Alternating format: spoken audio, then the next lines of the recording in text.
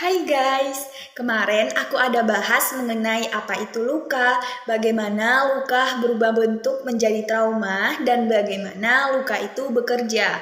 Nah, kali ini aku nggak akan bahas itu lagi, tapi aku akan bahas bagaimana luka membentuk cara kita memandang dunia dan bagaimana cara kita menyembuhkan luka. Nah, buat kalian yang udah nonton video aku sebelumnya, pasti kalian akan lebih nyambung dengan apa yang aku sampaikan hari ini. Dan buat kalian yang belum menonton konten aku sebelumnya, kalian bisa scrolling dulu konten aku sebelumnya, agar kalian lebih paham dan tahu sebesar apa dampak luka itu di dalam hidup kita. Oke, baik. Sebelumnya kita harus tahu dulu bahwa luka masa lalu ini tidak hanya menyakiti kita sekali saja, namun dia bisa membentuk atau membangun kacamata yang akan kita gunakan untuk melihat segalanya atau untuk melihat dunia.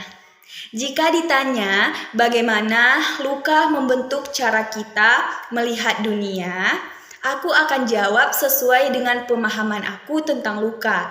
Ini terbagi menjadi 3. Yang pertama, luka bisa membangun benteng pertahanan yang memicu kita untuk membangun tembok untuk mempertahankan diri, menjaga diri agar tidak terluka lagi. Namun, kadang justru tembok yang kita bangun ini malah membuat kita selalu curiga, tidak mau membuka diri, dan selalu khawatir tentang segala hal. Nah, yang kedua, luka ini bisa menjadi lensa persepsi yang membuat kita sangat sensitif dengan pengalaman-pengalaman yang mirip dengan pengalaman lama kita. Contohnya, kalau dulu kalian pernah punya seorang teman yang menjadikan kalian sebagai saingannya dan menjatuhkan kalian secara halus, nah ketika kalian bertemu lagi dengan orang baru dan cara pembawaan dirinya sama dengan teman lama kalian, maka otak kalian, pikiran kalian akan menyamakan dia dengan teman lama kalian. Padahal kadang niat mereka nggak sama. Tapi karena luka ini sudah menguasai pikiran kita, memanipulasi pemikiran kita, dan memberikan persepsi yang palsu atau persepsi yang negatif, maka kita akan melihat orang baru yang mirip polanya dengan orang lama. Mereka sama-sama berniat jahat, padahal kadang tidak. Nah, yang ketiga, luka ini bisa mempengaruhi cara kita mencintai dan ingin dicintai. Jadi, luka ini bisa menjadikan kita sebagai sosok people pleaser karena takut ditolak, atau justru sebaliknya. Luka bisa membuat kita menjadi sosok yang dingin, lebih cuek, agar kita bisa melindungi diri kita dan tidak tersakiti lagi. Nah, untuk penyembuhannya kita bisa melakukan beberapa metode. Yang pertama yaitu menulis atau journaling.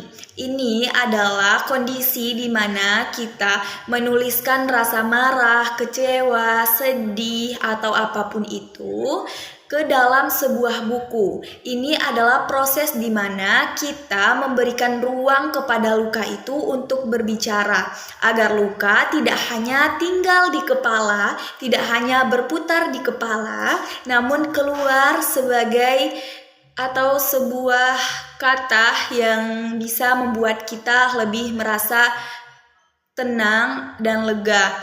Nah, yang kedua ada proses inner teen work atau inner chill. Nah, ini adalah kondisi di mana kita membayangkan versi kita yang sedang terluka. Contohnya, umur kita sekarang 20 tahun dan versi kita terluka itu berada pada umur 18 tahun. Nah, kita bayangkan sosok atau versi kita 18 tahun itu, lalu kita datangi ia dengan versi kita sekarang. Kita datangi dia, kita tanya bagaimana perasaannya. Kita tanyakan apa yang dia butuhkan, atau kita memeluknya dan memberikan apa yang dulu dia inginkan, apa yang dulu dia butuhkan di saat dia rapuh namun tidak dia dapatkan. Ini adalah proses reparenting kita sebagai orang tua untuk diri kita sendiri. Nah, yang ketiga adalah self-compassion. Ini adalah kondisi di mana kita mengakui bahwa luka itu ada dan tidak menyuruh atau memaksakannya untuk cepat-cepat sembuh. Kita merawat luka itu dengan sabar, seperti kita merawat luka di bagian fisik kita. Nah, yang keempat adalah dengan memberikan narasi baru kepada alam bawah sadar kita. Dari yang aku gak layak menjadi aku layak. Dari aku yang gak berhak menjadi aku berhak. Dari aku gak aman menjadi aku aman sekarang. Nah, yang kelima adalah proses di mana berlatih kehadiran atau mindfulness. Ini adalah kondisi di mana kita hadir secara utuh. Hadir di sini bukan hanya tentang kita ada di sini, tapi tentang pikiran, perasaan, mental, kesadaran kita bersatu dalam kesatuan yang sama. Itulah yang dinamakan dengan kehadiran utuh.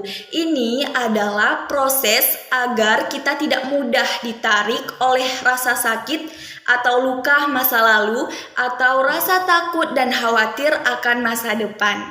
Nah, yang terakhir adalah cari dukungan. Ini bisa dengan cara berbicara kepada orang yang kita percayai atau dengan profesional, psikolog yang bisa membantu kita untuk sembuh. Karena kadang kebanyakan luka ini terjadi dalam hubungan, maka juga bisa disembuhkan lewat hubungan.